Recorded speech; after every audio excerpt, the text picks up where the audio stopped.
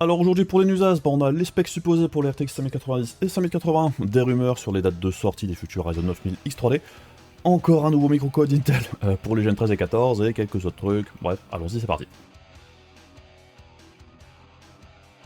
Alors on commence côté processeur avec Gigabyte, qui dans une présentation de ses nouvelles cartes mères aurait laissé entendre que les futurs Ryzen 9000 X3D seraient en préparation pour un lancement en deux étapes. Tout comme la dernière fois, on pourrait tenter de dire, sauf que ce coup-ci, ce serait pas les 9900 et 9950 X3D qui arriveront en premier, mais le 9800 X3D. Ce qui est pas plus mal, vu que c'est généralement celui qui est le plus attendu. Et au niveau des dates, la rumeur, apparemment, serait une annonce officielle pour fin octobre pour les trois processeurs et une sortie en novembre pour le 9800 X3D, et les 9900 et 9950 X3D arriveraient, eux, pour début d'année 2025. Avec, comme on a déjà entendu dire, quelques nouveautés pour ces deux-là vis-à-vis de la génération précédente, même si on sait toujours pas vraiment quoi. Mais c'est ce qui expliquerait apparemment ce décalage avec l'arrivée du 9800 X3D en premier, vu qu'apparemment celui-ci changerait pas énormément, et même au niveau des rumeurs, on a entendu dire qu'il ne serait pas overclockable, ce qui était une des rumeurs au niveau des changements pour la nouvelle gamme X3D. Apparemment le 9800 X3D, pas d'overclocking. Et pour les nouveautés possibles pour les 9900 et 9950 X3D, ça reste toujours assez compliqué d'imaginer ce qui pourrait vraiment changer énormément par rapport à la génération précédente, en dehors par exemple d'avoir du 3DV cache pour les deux CCD. En dehors de ça, c'est vrai que je vois pas trop, mais bon, on verra bien en temps voulu. Mais c'est vrai que si l'annonce se fait vraiment pour fin octobre, alors c'est évidemment pour tenter, je dirais, de couper l'herbe sous le pied de la nouvelle génération d'Intel qui sortira juste avant. Et ce sera aussi intéressant de voir ce qui ressort de tout ça au final, puisque c'est vrai que le lancement de la génération 9000 a quand même été assez catastrophique, et suivi de ventes apparemment vraiment très très mauvaises. Donc bon, on verra bien si ça s'avère vrai, et on sera de toute manière très très vite fixé. Et en parallèle de ça, autre rumeur, AMD prévoirait déjà un possible 9600 X3D, ce qui serait une plutôt bonne surprise, du moins si le tarif et une dispo mondiale ce coup-ci serait au rendez-vous, ce qui n'est pas le cas du 7600 X3D sorti il y a quelques semaines. Mais bon, si on suit les rumeurs, ce petit 9600 X3D arriverait donc après les trois autres, donc qu'il y en ait un dans les tuyaux, je dirais ça c'est pas vraiment surprenant vu qu'on a eu les 5600 X3D et 7600 X3D, mais apparemment ça arriverait bien plus rapidement que les deux dernières fois. Ça c'est une nouveauté, puisque jusqu'ici c'est vrai que les 600 X3D arrivaient quand même plus d'un an après la sortie de la gamme de base, on va dire. Donc on verra comment ça se passe, mais si ça se fait vraiment plus rapidement que d'ordinaire, ça pourrait aussi vouloir dire qu'AMD a besoin de cette déclinaison assez rapidement, si par exemple la nouvelle génération d'Intel s'avère assez compétitive, ce qui serait, quoi qu'il arrive, de toute manière une bonne nouvelle pour tout le monde. Et en parlant d'Intel justement, alors on repart je dirais sur ces histoires de processeurs génération 13 et 14 instables qui vieillissent plus vite que la normale. Le dernier épisode du feuilleton c'était cet été, avec l'arrivée d'une série de BIOS qui tentait de corriger le problème. Alors ici Intel indique maintenant avoir identifié 4 sources différentes à certains problèmes qui pourraient du coup dégrader les processeurs, et on aurait donc, si on suit les dernières informations, une nouvelle série de BIOS qui devrait débarquer pour mitiger les 4 problèmes à la fois. Et ce serait donc avec le microcode 0x12b, qui on l'espère permettra au processeur en question de ne plus s'autodétruire aussi rapidement que jusqu'ici. Reste encore à voir si ce sera efficace, et aussi si tous les fixes en même temps ont un impact sur les performances important ou pas. Ça reste encore à voir.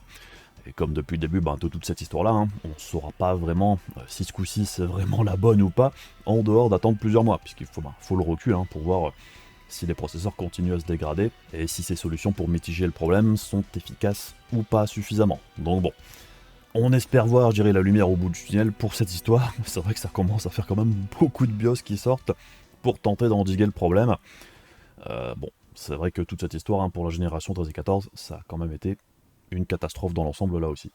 Alors on passe côté carte graphique avec les derniers chiffres en date de chez John Pettis Research, qui suit les chiffres des cartes graphiques envoyées au marché tous les trimestres, et c'est assez intéressant, puisqu'apparemment le nombre de cartes graphiques envoyées par les AIB, donc les différents fabricants comme Asus, MSI et compagnie, le shipping aurait augmenté, tout de même de manière significative pour Q2 2024, avec une augmentation de plus de 9% sur la période, ce qui est quand même assez rare, puisque d'ordinaire, le deuxième trimestre, c'est une période assez creuse, où les chiffres ont plutôt tendance à baisser.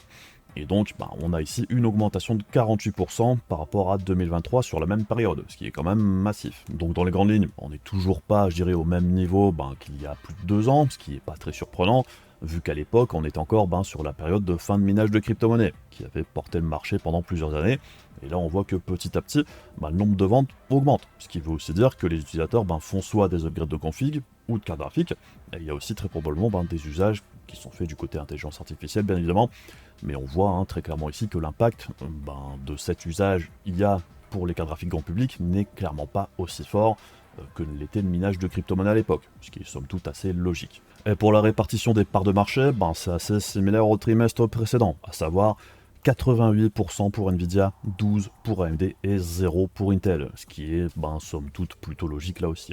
C'est vrai qu'au fil de la génération, les cartes d'Intel ne sont pas vraiment restées compétitives point de vue tarifaire. Il n'y a vraiment, je dirais pas de grande raison de se diriger vers les cartes ARC de première génération à l'heure actuelle, quand les cartes d'AMD et d'Nvidia sont à un niveau de prix assez proche pour des performances similaires, voire meilleures, avec de meilleurs drivers et des cartes plus efficaces. C'est vrai que de voir les 2% d'Intel tomber à zéro en l'état, rien de surprenant ici. Après, c'est vrai qu'il y a aussi beaucoup moins, je dirais, de volume de cartes d'Intel sur le marché, ce qui fait que les prix ont eu tendance à stagner aussi. Mais bon, on espère que la seconde génération d'Intel permettra à la marque de remonter un petit peu la pente sur le marché. Pareil pour AMD. On voit que par rapport à fin 2023, 2024 a quand même vu les parts de marché d'AMD s'écrouler, ce qui me surprend pas énormément non plus. Parce que je trouve que la réaction d'AMD à la sortie de la gamme RTX 4000 Super a été quand même assez timide.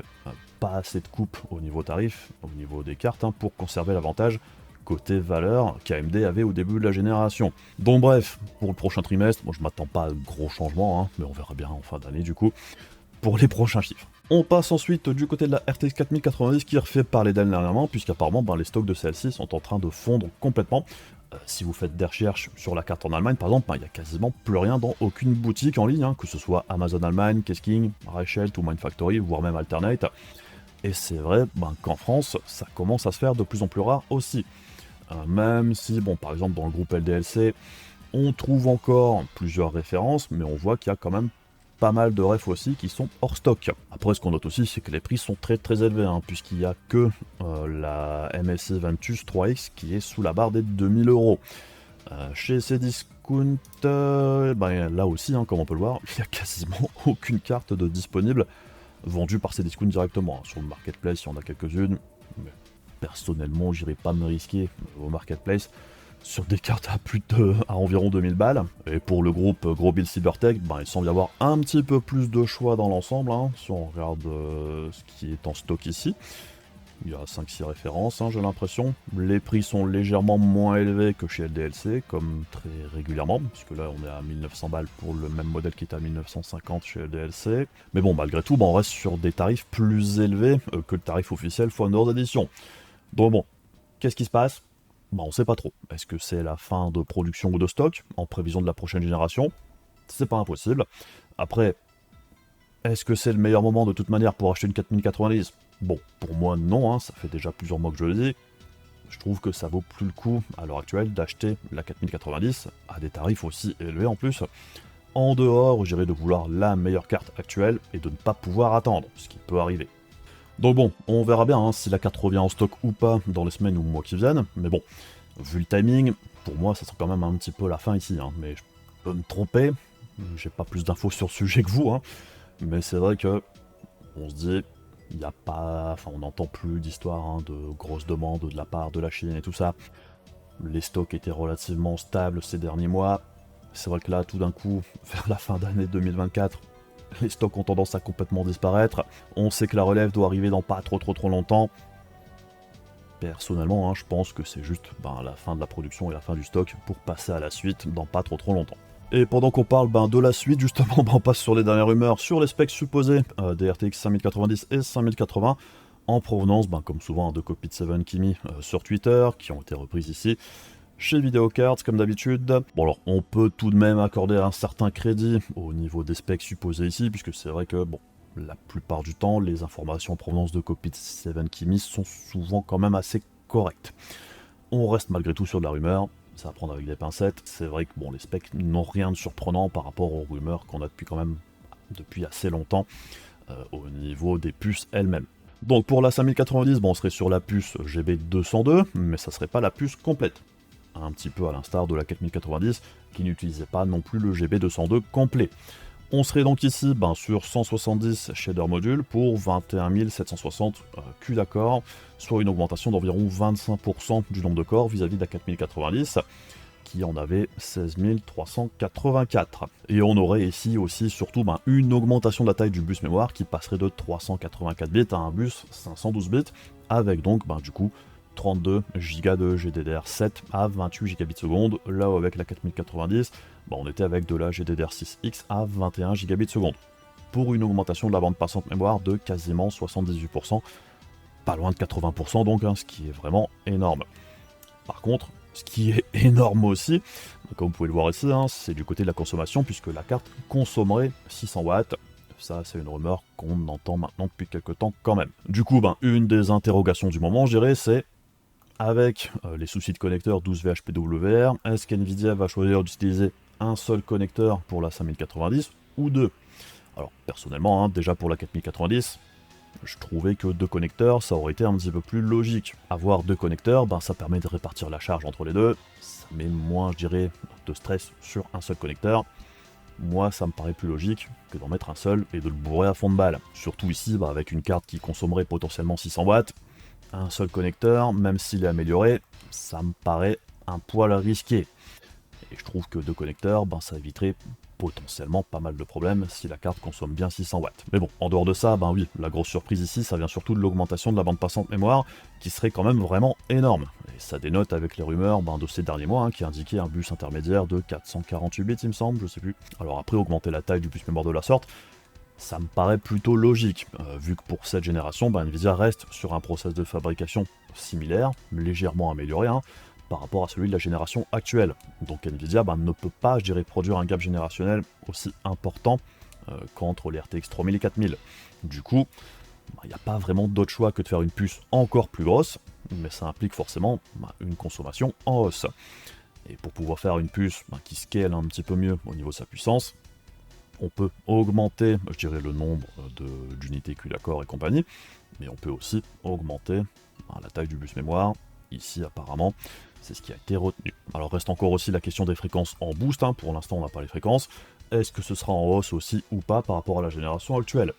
Ça reste à voir, mais bon, ici clairement c'est un monstre qui sera en préparation si les specs s'avèrent exacts. La grande question aussi, c'est le tarif.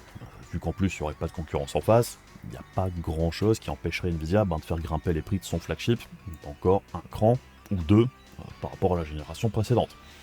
Mais c'est intéressant de voir que grosso modo, entre la 3090 et la 4090, la bande passante mémoire était restée quasiment identique, et c'était surtout le nombre de corps, les fréquences et le cache qui avait apporté un gros boost de performance. Et donc ici, pour la 5090, c'est clairement la bande passante mémoire qui augmente plus que tout le reste. Par contre, en ce qui concerne la supposée 5080, c'est un petit peu plus questionnant, puisqu'on serait sur le GB203 complet ici, avec donc 84 shader modules et 10 752 Q d'accord, soit une augmentation de seulement 10% du nombre de corps par rapport à la génération précédente. Pareil, au niveau de la bande passante, ici, on resterait sur un bus mémoire 256 bits, comme pour la 4080 actuelle, et donc 16 Go de VRAM, mais de la VRAM plus rapide, puisque GDDR7, 28 Gbps seconde, et donc 25% d'augmentation de la bande passante par rapport à la 4080. Donc bon, que ce soit la 5090 ou la 5080, c'est clairement la bande passante mémoire qui sera en augmentation, et c'est vrai que quand on voit comment se comportent les RTX 4000, par certains côtés, on était plus en manque, je dirais, de bande passante que d'unité de calcul, ce qui est important de garder à l'esprit aussi. Donc oui, sur le papier ici, on se demande comment la 5080 pourrait arriver aux performances d'une 4090, vu qu'ici on a quand même significativement moins, je dirais, de corps et moins de bande passante que la 4090. Alors après, il faut aussi se rappeler qu'entre la 4080 et la 4090, on est souvent autour de seulement 25% d'écart de performance en moyenne, malgré un nombre de corps et une bande passante quand même largement plus importante pour la 4090. Donc c'est vrai que le scaling entre les deux puces, vu les specs et les perfs en jeu au final, c'est vraiment pas si foufou, vu l'avalanche de transistors en plus. Donc, si l'architecture est améliorée entre les RTX 4000 et 5000, ce qui sera très probablement le cas, après, à quel niveau, on ne sait pas encore, pour moi, ça me paraît du coup pas totalement impossible que la 5080 arrive assez proche de la 4090, même avec les specs que l'on voit ici. Mais bon, c'est vrai que malgré, je dirais, des specs pas si impressionnantes que ça pourrait suffire pour égaler la 4090 en gaming, mais probablement pas, je dirais, en ce qui concerne les tâches intelligence artificielle et compagnie, là ça resterait peut-être probablement encore un cran en dessous. Par contre oui, là aussi, hein, vis-à-vis de la 4080, au niveau consommation, on passerait de 320 à 400 watts, soit une augmentation substantielle encore une fois de la consommation vis-à-vis de la génération précédente, qui était quand même plutôt applaudie pour sa consommation relativement modérée sur la plupart des cartes. Alors évidemment, la 4090 consomme beaucoup, mais c'était le flagship, elle consomme toujours beaucoup, je dirais. Mais c'est vrai que la 4080 est inférieure, dans l'ensemble, c'était plutôt correct. Donc bon, si les specs s'avèrent exacts, alors plusieurs observations déjà, l'écart entre la 5080 et la 5090 serait probablement encore plus important qu'entre la 4080 et la 4090, puisqu'au niveau spec, la 5080 ici, c'est quasiment une demi 5090, là où sur la génération actuelle, on est plutôt autour des 35-40% au niveau des coupes, sur le nombre de corps et la bande passante, entre la 4090 et la 4080. Ensuite, pour la 5080, c'est vrai que rester sur un bus 256 bits et 16 Go de VRAM, c'est un petit peu dommage, je trouve, même si c'est pas dramatique. La plupart des jeux ne demandent pas plus de 16 Go de VRAM, mais clairement, on aurait aimé des augmentations quand même sur la quantité de VRAM, pour dire deux, vu les tarifs de la gamme 80 actuellement. Parce que c'est vrai qu'elles ont quand même beaucoup augmenté avec la génération 4000. Et justement, au niveau du tarif, pour la 5080, est-ce qu'NVIDIA va choisir de revenir au tarif de 1200$ de la 4080 originale, ou bien est-ce qu'on va aller sur les 1000$ de la 4080 Super? Alors, quoi qu'il arrive, ça resterait très très cher, mais je vois aucune raison pour laquelle NVIDIA reviendrait en arrière sur les prix pour les cartes haut de gamme, puisqu'il y a de toute manière apparemment pas de concurrence non plus, donc ils peuvent faire plus ou moins ce qu'ils veulent. Mais bon, 1000$ pour cette supposée 5080 telle que décrite ici, ça me paraîtrait plus logique que 1200, même si bon, ça c'est mon côté optimiste, je dirais. Je serais pas surpris du tout de l'avoir à 1200$, si elle atteint les performances de la 4090 actuelle. Mais si elle est en dessous, pour moi, ce serait vraiment 1000$ grand max, puisque sinon, on resterait sur un performance prix similaire à la 4080 Super actuelle. Et une situation assez proche de celle du lancement de la 4080, ce qui serait assez malvenu, je trouve, puisque du coup, on resterait sur un performance prix linéaire d'une génération à l'autre, ce qui n'est pas ce qu'on veut avoir. La plupart du temps, on veut que le performance prix augmente d'une génération à l'autre. Si ça reste statique, surtout qu'ici Nvidia ne pourra pas refaire le coup, je dirais, du frame generation, il faut que le performance prix évolue de manière positive. Donc bref, pour les specs, je ne serais pas surpris, je dirais que les specs que l'on voit ici, ce soient les bonnes. Après, pour la date de sortie, vis-à-vis de la génération 4000, on est déjà en retard, si Nvidia visait les mêmes fenêtres de lancement que la génération précédente. Mais bon, un lancement pour décembre, c'est techniquement encore possible, si Nvidia fait une annonce en octobre, voire en novembre, donc un lancement pour 2024, c'est pas totalement impossible si on garde à l'esprit la news précédente et les 4090 de plus en plus difficiles à se procurer. Puisque bon, pour les vendeurs de matos, c'est toujours mieux de lancer ces cartes pour Noël que pour début janvier, donc on verra bien, mais un lancement 2024 c'est techniquement encore possible. Mais bon oui, au-delà des specs, ce qu'on attend aussi c'est surtout les tarifs et les features. Est-ce qu'il y aura du nouveau ou pas de ce côté-là? Aucune info fuite là-dessus jusqu'ici, donc bon, on verra bien au moment des annonces. Et enfin, on termine rapidement avec des specs pour deux jeux qui sont quand même assez intéressants, je trouve, Monster Hunter Wilds et Flight Simulator 2024. Alors, pour Monster Hunter Wilds, ça s'annonce quand même très gourmand, puisque pour du 1080p 30 fps upscale en mode quality apparemment, Capcom indique que niveau processeur, ce serait i5 10600, i3 12100F ou Ryzen 3600. Alors, point de vue processeur, c'est relativement cohérent dans l'ensemble, même si la plupart du temps, le 12100F est un cran au-dessus des deux autres en gaming, en dehors, je dirais, de scénarios où les 4 corps sont complètement saturés. Et encore que, ça dépend des jeux. Et pour le GPU, une GTX 1660 Super ou une 5600 XT, donc 6 Go de VRAM. Bon, là-dessus, je trouve pas ça hyper choquant pour un jeu de génération actuelle.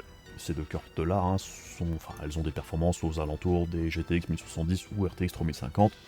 C'est plus ou moins dans les mêmes eaux, je dirais au niveau demande, que les derniers gros jeux sortis dernièrement. Par contre, pour les specs recommandés, là ce qui fait tiquer le plus, c'est que Capcom donne des specs pour du 1080p 60 fps avec Frame Generation, ce qui n'est vraiment pas ce qu'on veut pour une expérience agréable à 60 fps, puisque pour le Frame Gen, on souhaite avoir un minima 60 fps en entrée, pas en sortie. 60 fps en sortie, ça voudrait dire qu'on est aux alentours des 30-40 fps en entrée, ce qui produit une image à la fois pas exceptionnelle, et en plus, ça rend le jeu très lourd au niveau des contrôles. Donc 60 fps avec FrameGen, pour moi, c'est mort.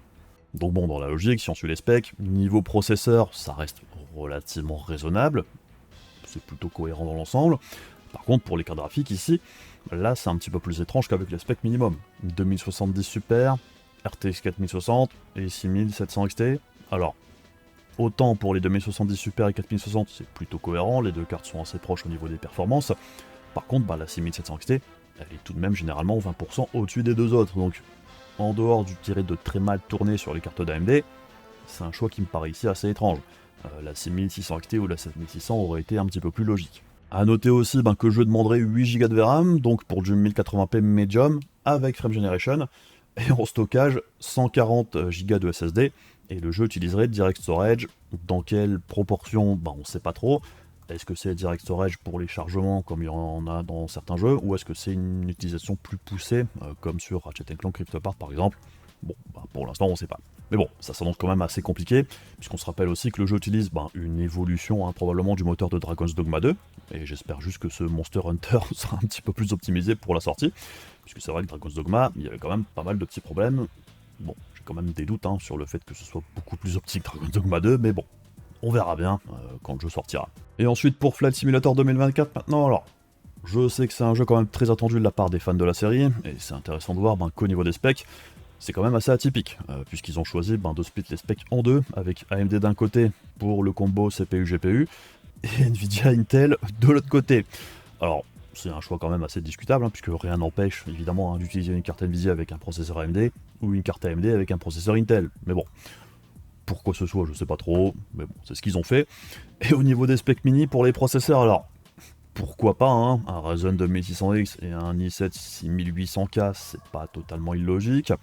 Par contre, du côté des cartes graphiques, la RX 5700, elle est tout de même largement plus performante qu'une GTX 970, puisqu'on tourne aux alentours des 80% il me semble.